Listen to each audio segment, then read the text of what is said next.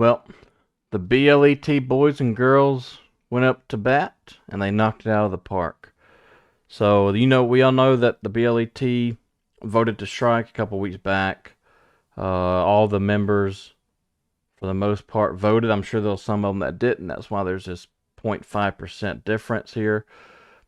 But look at this first sentence. Union reports 99.5% of members approve walkout, which should come as soon as July the 18th.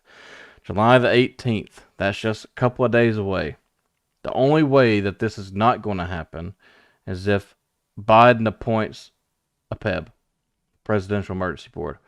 As far as I know, the man is overseas right now. I'm sure somebody can appoint a board for him if he chooses to, but we're just going to go over this article. And we know the UTU has just voted, or SMART has also just did their votes for a strike or a walkout.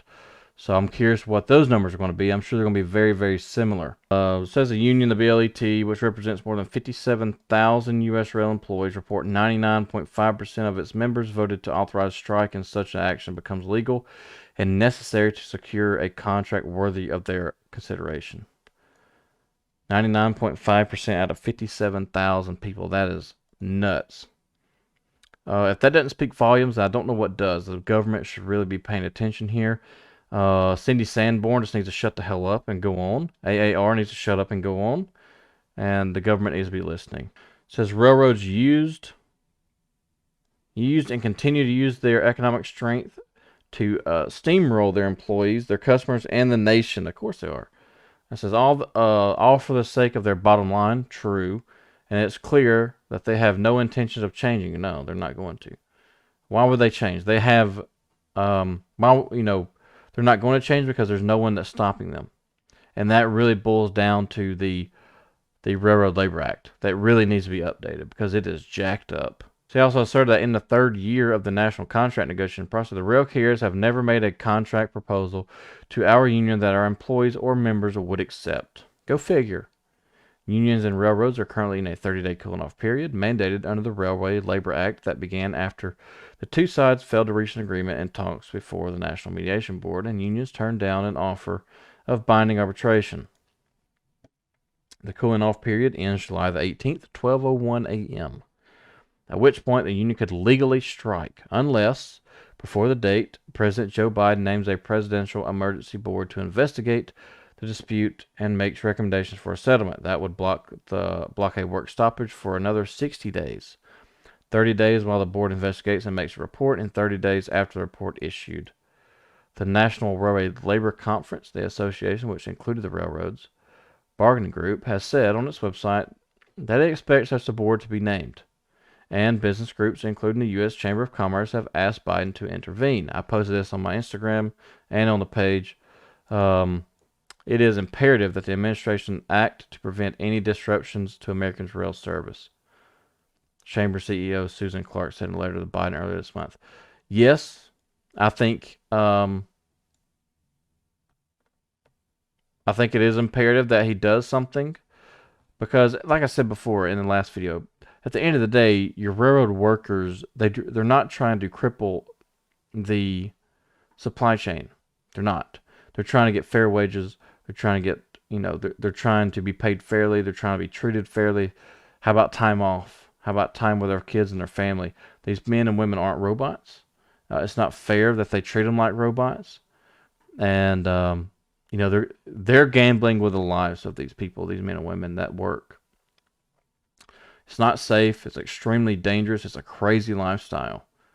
And that the fact that these class ones want to preach on safety, but meanwhile gamble safety, gambling with the possibility of a one-man crew, like Ferguson has said, they're willing to gamble they're willing to gamble to make money. They're willing to gamble away safety to make money, and that right there is just from a business standpoint, that is absolutely bizarre. If I was the owner of NS, I would want to make sure that my employees have adequate time off to spend time with their family. But we also have a job to do. but you employ enough people to make sure that job is being done. You pay them enough money to where they want to work for you. You treat them right. You know, you have integrity, do the right thing. If you have concerns, you listen. You actually listen to their concerns, and you have plans of actions to help. You know, these men and women have issues and problems, but they can go to whoever they want to, but nothing's getting done. That's where the problem lies. Pierce said carriers hide behind the provision of the Railway Labor Act and save them from having to treat their employees fairly. Rest assured, our brotherhood is now prepared to take the next steps in the process as we fight to reach contract settlement that our members will accept. Absolutely. Like I said, these railroads don't care because they are protected from the Railway Labor Act, 100%. So, with that being said, what are y'all's predictions? Do you think the UTU is going to vote just as good or even better? It's kind of hard to beat, 99.5%. Do you think Biden's going to appoint something today? Because I'm putting this video out on Friday. Do you think he's appointed something today? Or do you think he's going to let it ride out and let these men and women rightfully, legally strike for a couple of days to get these railroads' attention? Because they're going to lose millions of dollars if they strike for any amount of days. 2 or 3 or 4 days. It's going to be millions. And Wall Street is going to be pissed. But that's kind of what they deserve, right? I mean, look at what they've done in the past 10, 15 years. It's bananas, man. It's crazy. Something's got to be done. I'm glad that y'all voted to vote strike. If you're in the BLET, if you're in the UTU, I hope you voted to strike. That is your right. You deserve more. I hope y'all get it. I'm no longer in the unions. All I am is just a voice. I'm just a supporter of you guys and girls.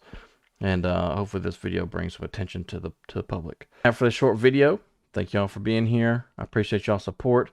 If you want to become a member, there's a link down in the first comment down below. It's $3. It helps support the channel and help me make more videos.